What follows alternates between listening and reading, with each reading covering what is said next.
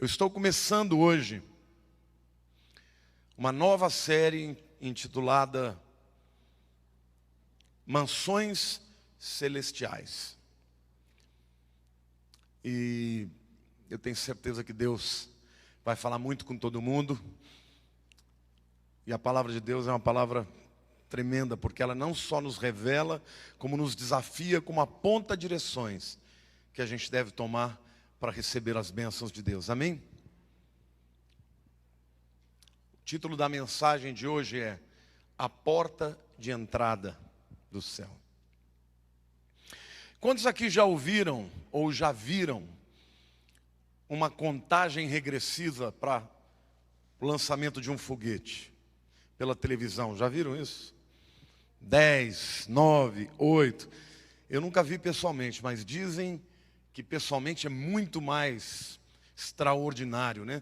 Por causa da explosão, do poder que se ouve, do barulho ensurdecedor e também pela grandiosidade, né, de um foguete sair do chão e ir para o espaço.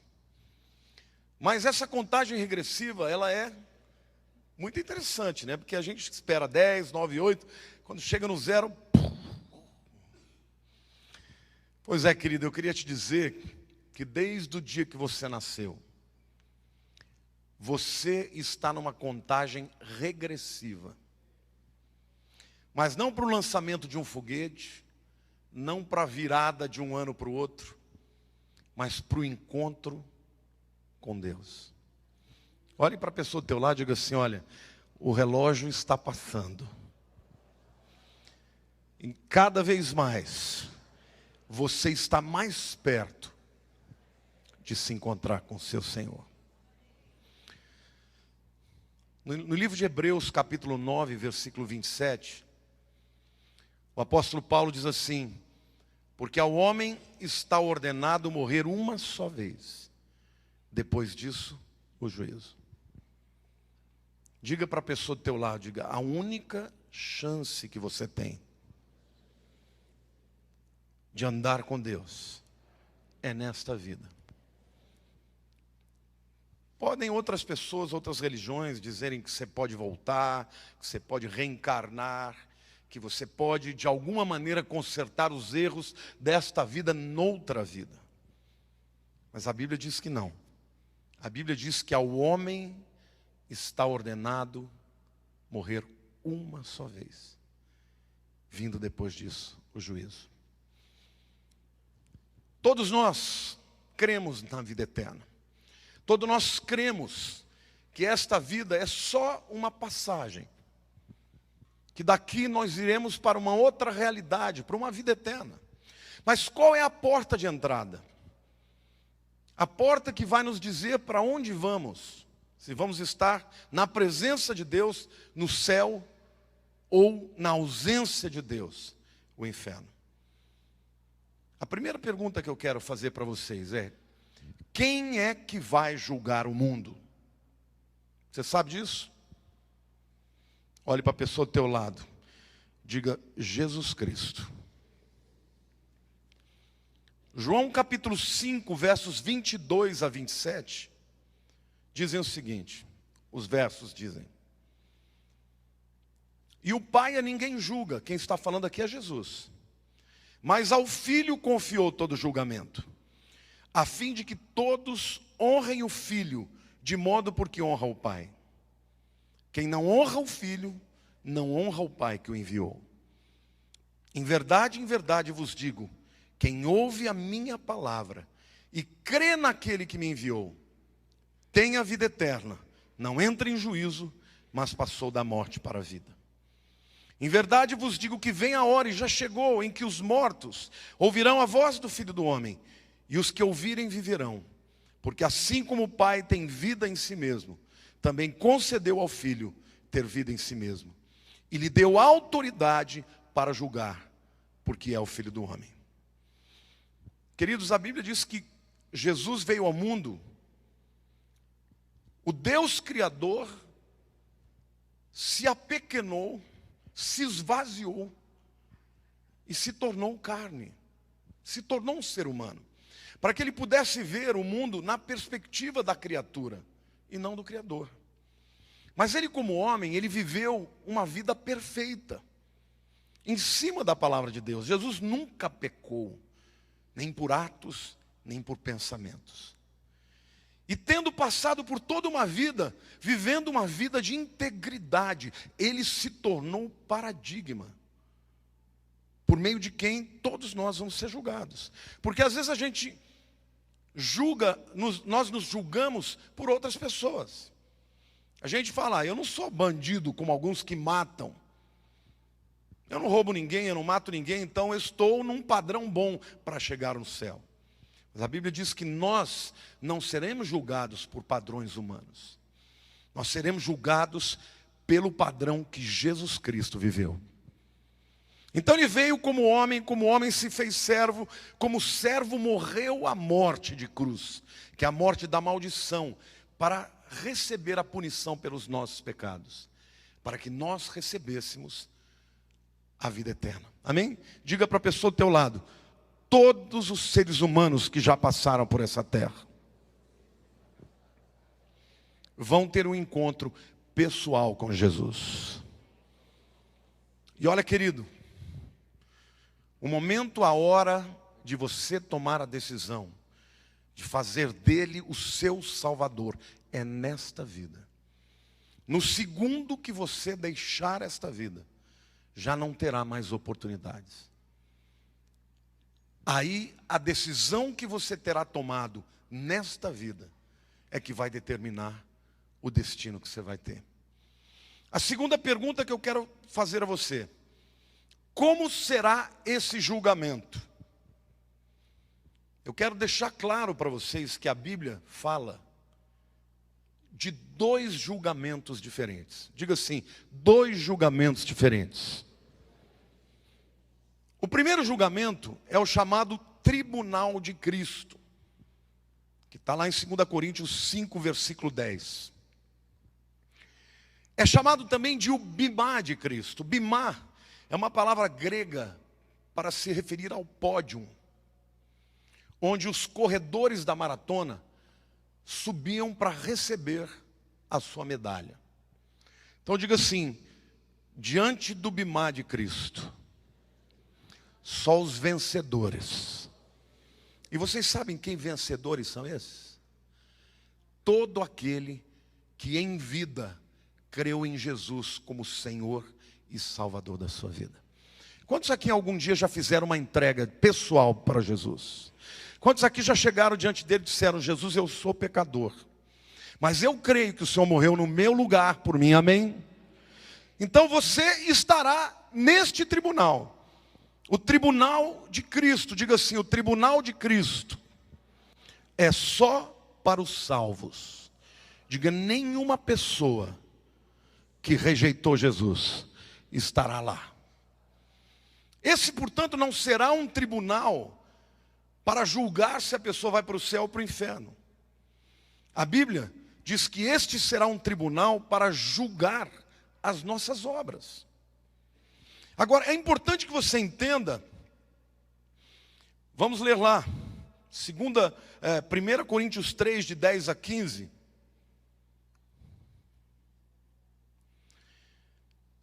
Este é o tribunal de Cristo, tá? O bimá. Segundo a graça de Deus que me foi dada, lancei o fundamento como prudente construtor, e outro edifica sobre ele. Porém, cada um veja como edifica. Olhe para a pessoa do teu lado e diga, não adianta edificar. Não basta edificar. Precisamos ver como edificaremos. Porque ninguém pode lançar outro fundamento além do que foi posto, o qual é Jesus Cristo. Diga assim, o fundamento da salvação é Jesus Cristo. Contudo, se o que alguém edifica sobre o fundamento é ouro, prata, pedras preciosas, madeira, feno e palha, manifesta se tornará a obra de cada um, pois o dia a demonstrará, porque está sendo revelada pelo fogo. E qual seja a obra de cada um, o próprio fogo o provará. Se permanecer a obra de alguém que sobre o fundamento edificou, esse receberá galardão. E se a obra de alguém se queimar, sofrerá ele dano, mas esse mesmo será salvo, todavia, como que através do fogo. Paulo usa a figura de uma construção de um edifício em cima do fundamento que é Jesus. Ele diz o seguinte: existem materiais que quando passam pelo fogo são perecíveis. Sim ou não? Ele usa madeira, feno e palha. O que acontece com madeira, feno e palha depois que passam pelo fogo? Sobra o quê? Cinza. Mas ele usa também ouro, prata e pedras preciosas. O que acontece com esses materiais quando passam pelo fogo? São purificados, porém não destruídos. Então o apóstolo Paulo está deixando claro: todos ali naquele tribunal já estão salvos, mas as suas obras em vida serão julgadas. Por exemplo, o que você tem feito dos dons que Deus te deu? Como você os tem usado? Suas habilidades, seu tempo, seus talentos, seus recursos financeiros. Você tem usado para a glória de Deus? Ou você tem usado para uso pessoal, que não seja para a glória de Deus? Aquilo que seja para a glória de Deus vai ser visto como ouro, como prata, como pedras preciosas. Aquilo que for fútil, de utilização diferente daquela para a qual Deus destinou, aquilo se tornará cinzas, passado pelo fogo. Tem um pastor que eu amo muito ouvir, é um pastor americano chamado Perry Stone. E ele contou, recentemente eu vi um testemunho dele em que ele contou sobre a história de um pastor na Califórnia que sofreu um grave acidente de carro. E ele ficou em coma, próximo da morte, e este homem, quando voltou, contou um testemunho extraordinário. Ele disse que ele foi saindo do corpo e ele entrou naquele túnel. Sabe aquele túnel escuro que todo mundo que quando passa por uma experiência que eles chamam de near death experience, né? Experiência próxima da morte. Ele disse que era uma fila interminável de duas pessoas. E depois ele percebeu que na verdade não eram duas pessoas, era uma pessoa com um anjo que estava ao seu lado. A gente poderia chamar do anjo da guarda, né, que está ao lado da pessoa. E logo quando saíram do túnel, havia uma sala extraordinariamente grande. E de repente apareceu um trono, era o trono de Cristo. E ele observou que todas as pessoas tinham um livro na mão. E quando ele ouvia, ele falou, era como se eu estivesse lá sem estar lá. Eu ouvia choros e ouvia gritos de júbilo. Eu via pessoas quebrantadas e outras pessoas se alegrando muito. E aí ele começou a observar, ele viu duas pessoas sendo escrutinizadas. Uma delas era um pastor que ele reconheceu, um pastor muito famoso americano, um pregador de televisão, cujo livro foi aberto e não sobrou nada a não ser cinzas. E ele viu uma mulher, uma senhora, que ele entendeu ser uma intercessora. E quando o livro dela passou pelo fogo, sobrou ouro líquido. E ela se alegrava muito no Senhor. E ele disse que viu no trono Jesus olhando com olhos de fogo, como diz Apocalipse capítulo 1, versículo 4. E ele começou então a ficar impactado com aquela situação. Ele achou que ele ia passar por aquilo. Quando Jesus diz para ele, ainda não é a sua hora. E ele volta imediatamente, curado. Mas com uma certeza de que ele estava diante do tribunal de Cristo, que ele teve uma revelação, uma visão de como será o tribunal de Cristo. Queridos, eu quero que você saiba, Todos nós vamos estar lá um dia. Se você já confessou Jesus como Senhor da sua vida, você estará lá, salvo sim. Porém, isso não garante que você não vá ter perdas. Porque o apóstolo Paulo diz que aqueles que levaram a vida cristã, sem nenhuma responsabilidade com Deus, não terão galardões. Ao contrário disso, ainda que tenham feito boas coisas, estas obras serão destruídas e tornadas em cinza.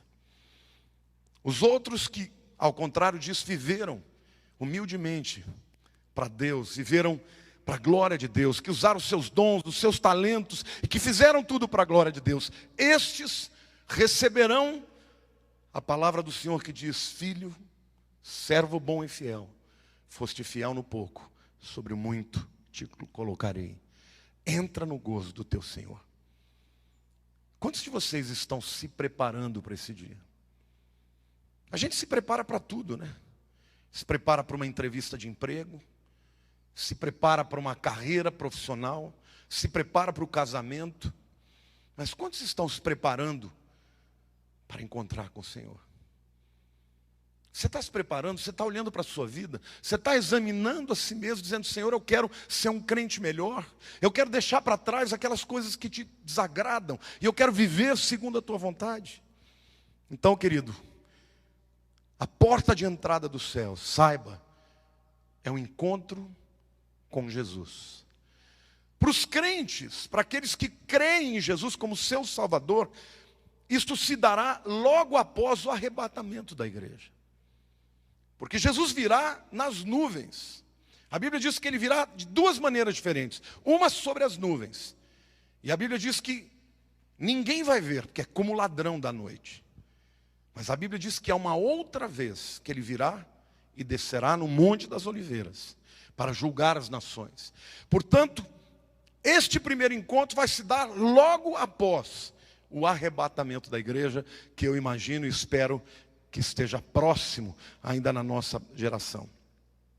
Mas algumas coisas você precisa saber definitivamente a respeito desse encontro com Jesus. Diga assim: no tribunal de Cristo, ninguém será justificado por suas obras. A justificação para a salvação não acontecerá pelas suas obras. Romanos 3:20 diz assim: visto que ninguém será justificado diante dele por obras da lei, em razão de que pela lei vem o pleno conhecimento do pecado. Ou seja, Paulo está dizendo que se você fosse se justificar para ser salvo pela lei, você seria condenado, porque a lei mostra, na verdade, a nossa incapacidade de cumprir. Amém? Bom, mas se ninguém vai ser justificado pela lei, como é que nós vamos ser justificados? Efésios 2:8-9 nos dá uma dica poderosa. Porque pela graça sois salvos. Repita: pela graça sois salvos. De que jeito? Mediante a fé. Vamos ler.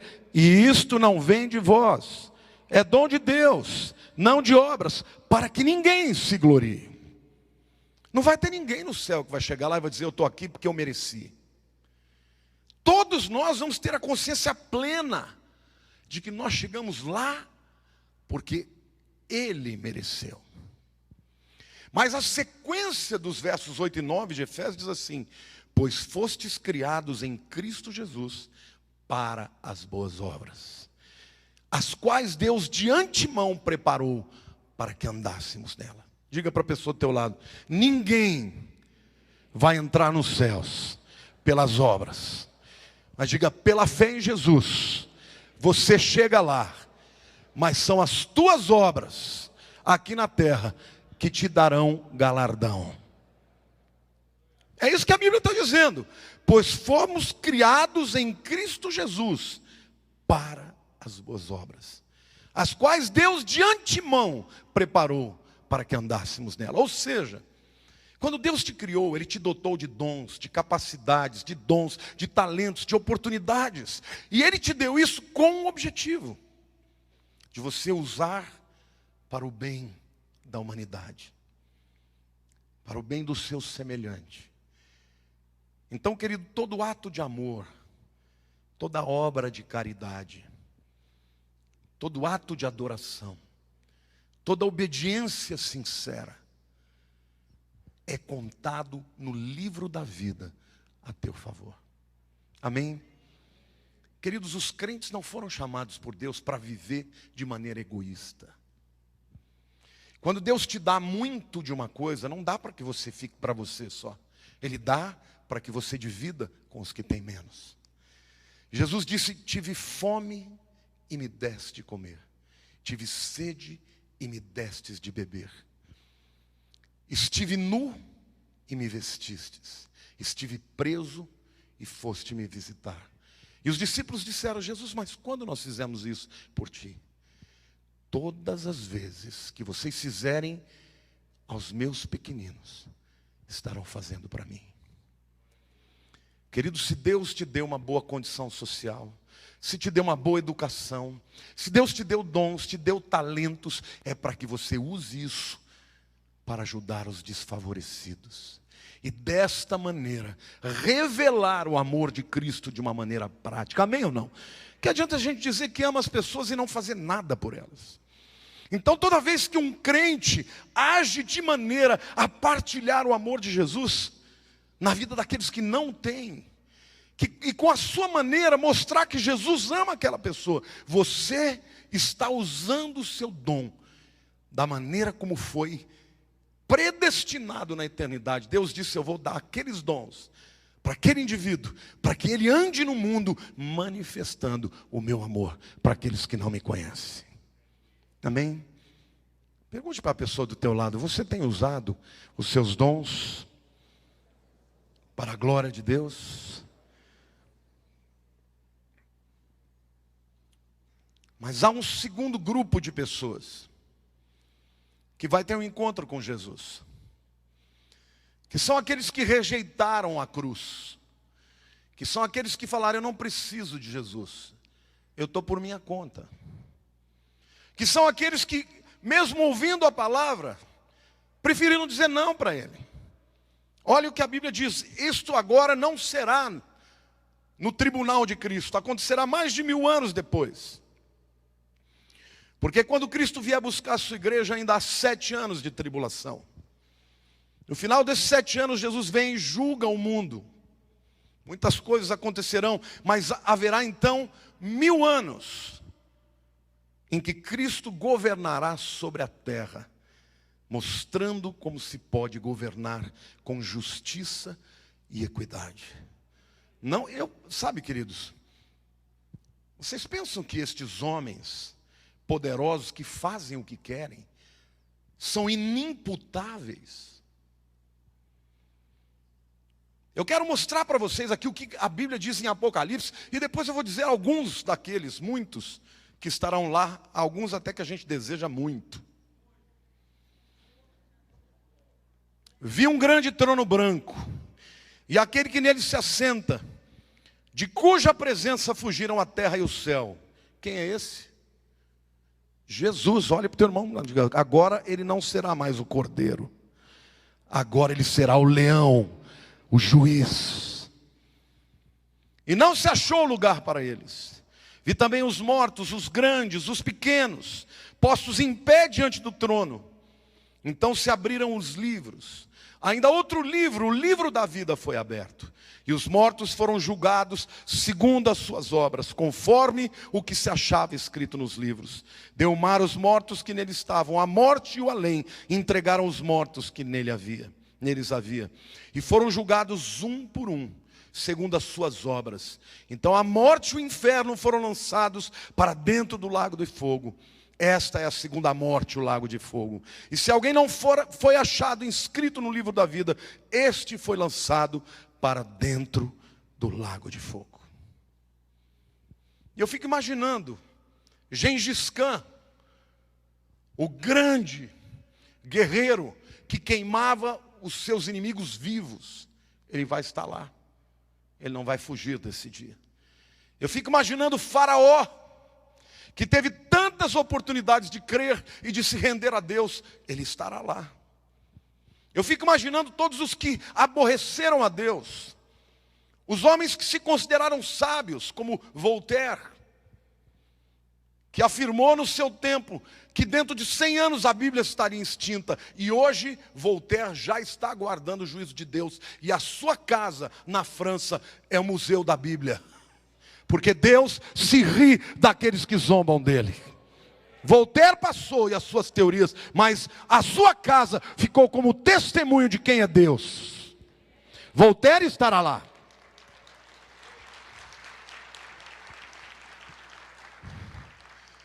Hitler estará lá.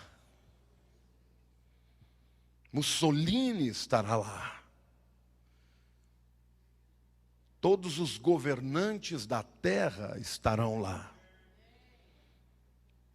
Não vai ter ninguém para absolver. Não vai haver maracutaias para fugir. Porque o juiz que estará julgando é justo. E a Bíblia diz, queridos, que se o nome de alguém não estiver inscrito no livro da vida, esse será lançado no lago de fogo. Olhe para a pessoa do teu lado e diga assim: é preferível estar no tribunal de Cristo do que no trono branco. Porque o tribunal de Cristo é para os salvos. E as obras serão julgadas para galardão. Mas no trono branco, quem não estiver no livro da vida estará irremediavelmente perdido. A terceira reflexão que eu quero fazer aqui com vocês, queridos, é sobre a exatidão do padrão do juízo que será exercido. João capítulo 12, versículo 48, nos fala qual é o paradigma, qual é o modelo, qual é a base deste julgamento, porque todo julgamento deve ser feito, efetuado de acordo com a lei, sim ou não? Vejam o que a Bíblia diz, como será esse julgamento. João 12, 48. Quem me rejeita e não recebe as minhas palavras, tem quem o julgue. A própria palavra que tenho proferido, essa o julgará no último dia. Então não pense você que você vai ser julgado pela média ponderada dos seres humanos, porque cada vez eles estão piores, né? Então até dá para você olhar para esse mundo e dizer assim: não, eu sou melhor do que a maioria. Não, querido. O julgamento que vai ser feito no trono branco não é por ninguém, mas pela palavra de Deus. Ela é que será o padrão que balizará o juízo das pessoas. Diga para a pessoa do teu lado: ninguém pode ser julgado justo pela palavra de Deus, a não ser Jesus. Esta é a razão, querido, porque ou você tem Jesus, ou você está perdido. Olha para a pessoa do teu lado e diga assim: você já entregou a vida para Jesus? Quantos aqui já entregaram verdadeiramente? Já disseram para ele, escancararam a vida e disseram: Jesus, eu sou pecador, sozinho eu não dou conta, mas eu creio que o Senhor morreu no meu lugar para perdoar os meus pecados, amém? Se você fez essa oração sinceramente, você não estará passando por esse julgamento.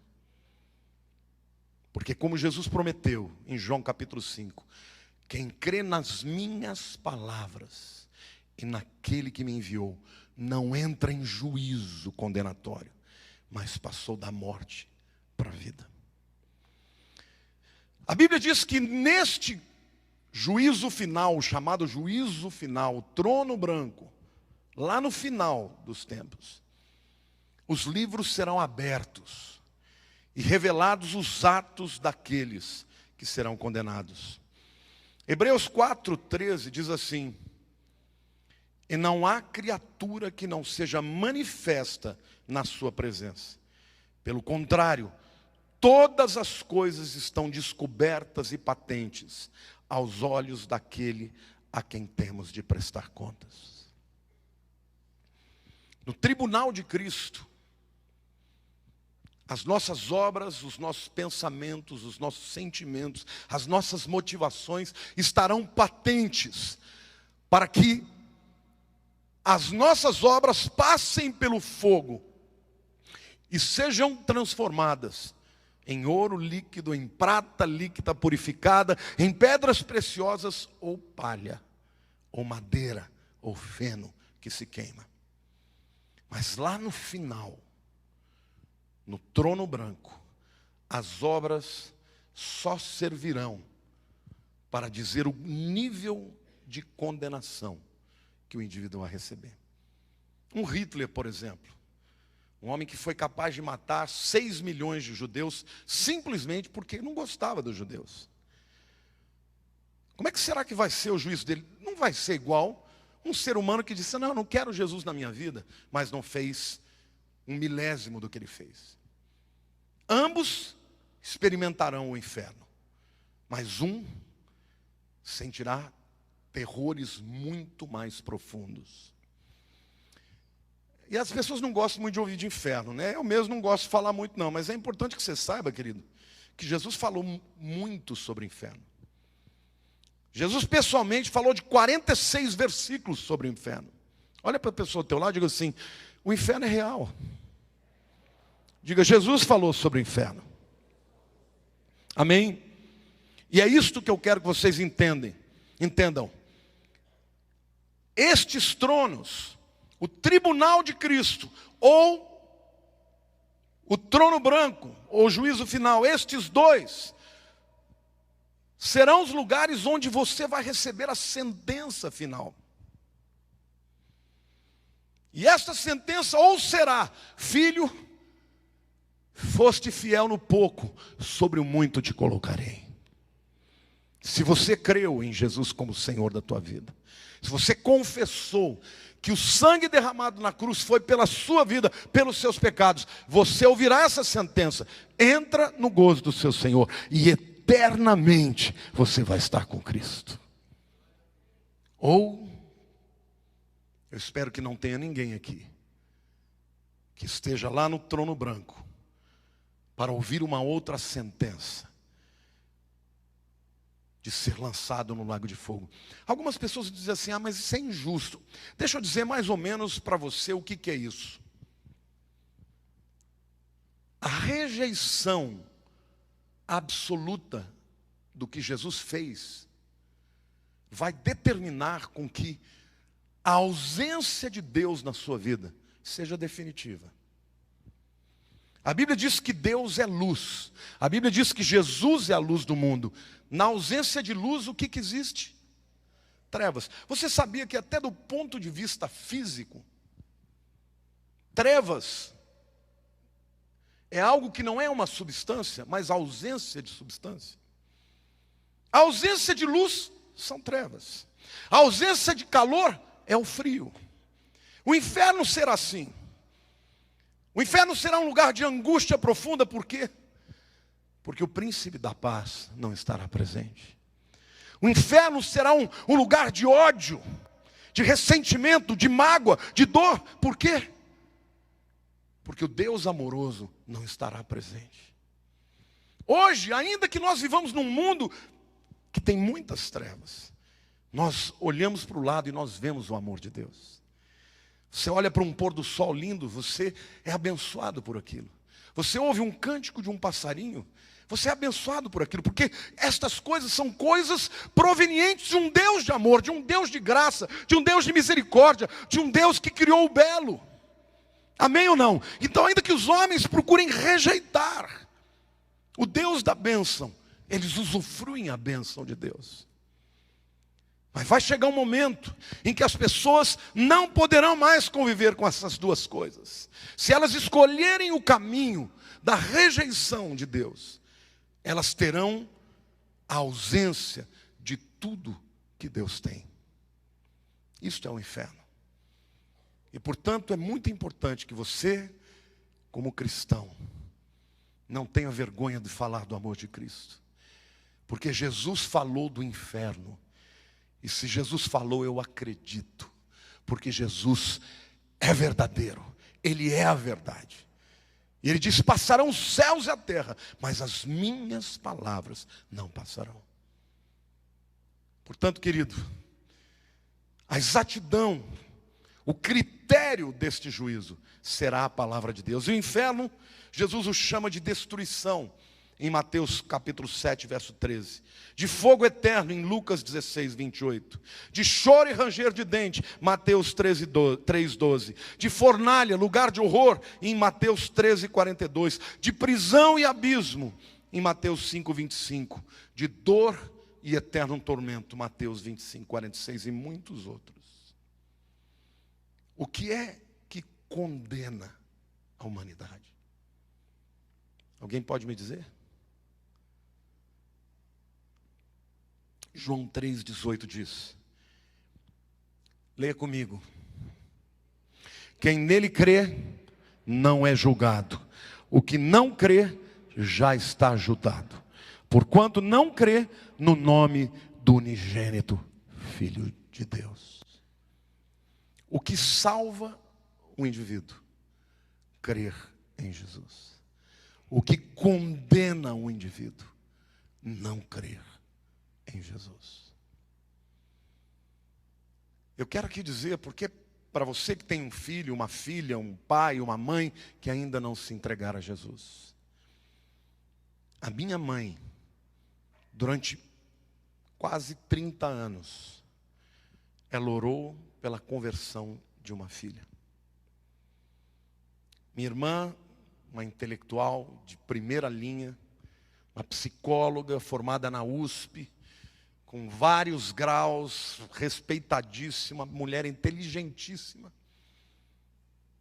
professava ser ateísta, cria no materialismo dialético, no marxismo, cria nesta vida, e um dia, depois de quase 30 anos da nossa conversão, ela me liga na minha casa e diz: Lamartine, você quer me batizar? E eu disse: o que aconteceu? Ela disse: eu tive uma experiência com Jesus. O poder da oração de uma mãe, querido, nem o inferno impede que isso aconteça. Hoje ela vive o mesmo drama. Ela chega para mim e fala: e os meus filhos? E eu digo para ela: ora que Deus vai fazer na vida deles também. Não é lindo, irmãos? Ore pelas pessoas que você ama. O inferno, porque a Bíblia diz que Deus não criou o inferno para o ser humano. A Bíblia diz que Deus criou o inferno para o diabo e os seus anjos. Os homens que vão para lá vão por um desejo próprio de rejeitar a graça de Deus. Mas se você é pai, se você é mãe, e você fez uma aliança com Jesus, Ele tem aliança com a sua descendência também. E Ele quer salvar a todos. Ore para que Deus crie as circunstâncias, para que um dia eles confessem a Cristo. Amém? Quem nele crê não é julgado. O que não crê já está julgado, porquanto não crê no nome do unigênito Filho de Deus. Em quinto lugar, eu quero dizer para vocês que são abençoados os que forem encontrados no livro da vida. Versículo 15 diz: e se alguém não foi achado inscrito no livro da vida, esse foi lançado para dentro do lago de fogo. O livro da vida, querido, só pode estar nele quem crê em Jesus. Será que a Bíblia já falava do livro da vida antes do Novo Testamento? Lá em Êxodo capítulo 32, nos versos 32 e 33, a gente vê um diálogo de Moisés com Deus. E o povo de Israel tinha pecado, e Deus faz uma proposta para ele e fala assim: olha, vamos fazer o seguinte, eu acabo com esse povo e começo uma nova geração, um povo novo com você. E Moisés, que tinha crédito com Deus, virou para Deus e falou assim: agora, pois, perdoa-lhe o pecado, ou se não, risca-me, peço-te, do livro que escreveste. E olha o que Deus fala no versículo 33. Então disse o Senhor a Moisés: riscarei do meu livro todo aquele que pecar contra mim. Literalmente Moisés está falando: ó, o Senhor tem um livro, eu não quero estar sozinho se o meu povo estiver fora dele. E Deus reconhece que ele tem um livro e diz: é verdade, eu vou riscar aqueles que tiverem pecado contra mim. Mas Moisés fica firme. E Deus recua e fala: tá bom, vou dar uma nova chance para esse povo. Olhe para a pessoa do teu lado. Se você lutar com Deus pelas pessoas que você ama, Deus vai fazer uma obra de salvação na vida deles. Você pode aplaudir o Senhor, dizer: creio nisso.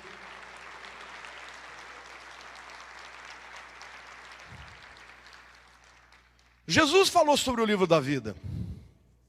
Lá em Lucas capítulo 10, versículo 20, os discípulos voltam. Jesus os enviou e deu autoridade para eles. Eles foram expulsar os demônios e eles voltaram vibrando: oh, Jesus, a gente botava a mão nos demônios, eles saíam das pessoas. E Jesus diz assim para eles: não obstante, alegrai-vos, não porque os espíritos se vos submetem, e sim porque o vosso nome está rolado nos céus. Às vezes a gente tem alegria por tão pouco, né? Eu tenho perdido muita alegria nas coisas desse mundo. Eu me lembro que eu era um palmeirense roxo.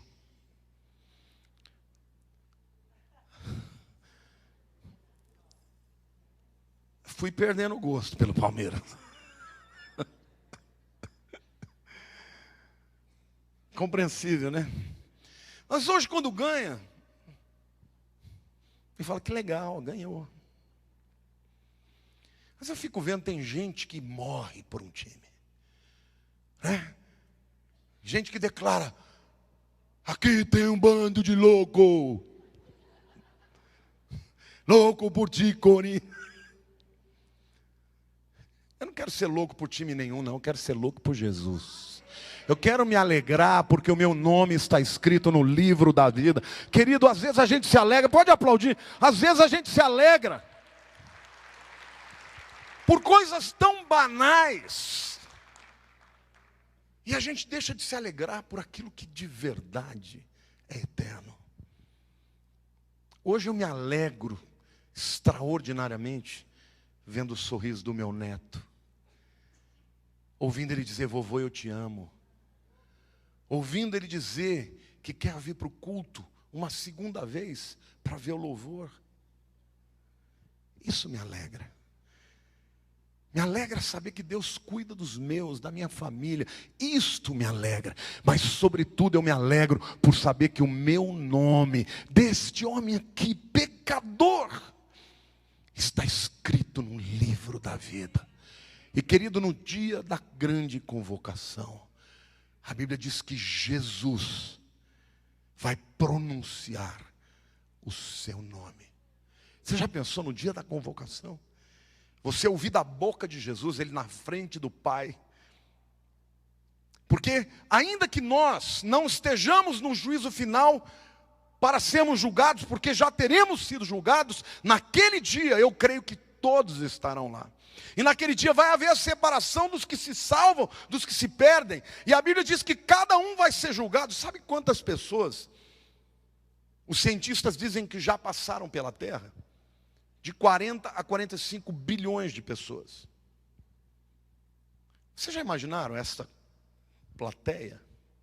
É óbvio que cada um vai ser julgado individualmente, mas como Deus é onipresente, vai ser ao mesmo tempo.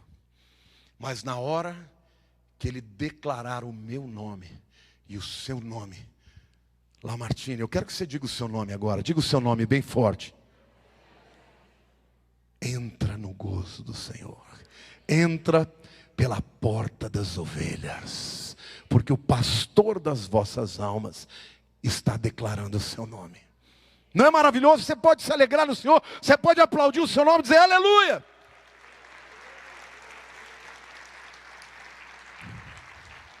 Jesus promete o livro da vida em Apocalipse capítulo 3, versículo 5. Ele diz: o vencedor será assim vestido de vestiduras brancas, e de modo nenhum apagarei o seu nome do livro da vida. Pelo contrário, confessarei o seu nome diante de meu Pai e diante dos seus anjos. Amém? Só há uma porta de entrada para o céu. Esta porta se chama Jesus Cristo de Nazaré. Ele disse: eu sou a porta. Quem entrar por mim, entrará, sairá e achará pastagens. Literalmente ele está dizendo: vocês nunca serão presos do lado de dentro. Vocês entrarão por vontade própria e poderão sair quando quiserem. Porque a ovelha de Jesus é livre. Ele nunca vai botar uma espada na sua garganta e dizer: me aceita, senão vai para o inferno. Ele vai dizer: vinde a mim, você que está cansado e abatido, e eu vos aliviarei. Ninguém virá a Jesus se não for espontaneamente. Mas aqueles que vierem e que permanecerem nele, porque isso é muito importante dizer.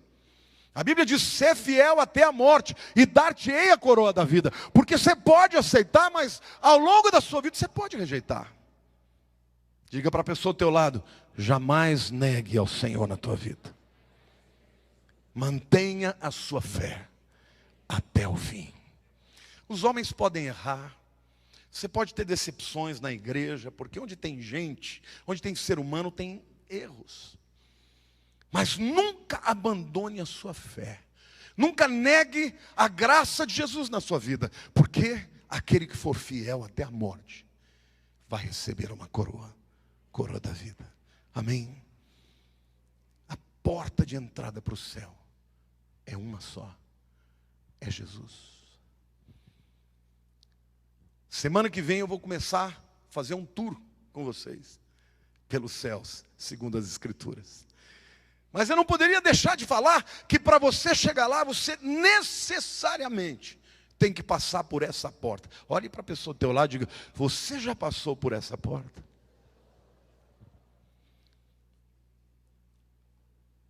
Tem algumas pessoas que dizem: mas acho que eu não mereço.